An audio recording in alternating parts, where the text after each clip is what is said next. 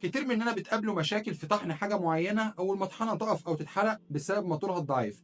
بكرم ربنا حلينا المشكلة دي مع منتج حصري فخر الصناعة المصرية بمواصفات ألمانية، جسم ستانلس وشفرة من الفولاذ.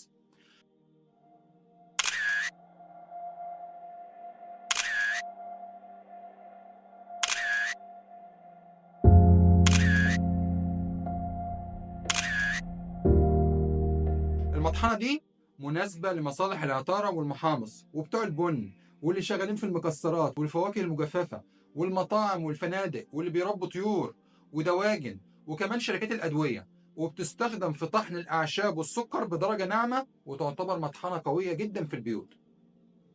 أجمل ميزة في منتجنا إن قطع الغيار الأصلية متوفرة.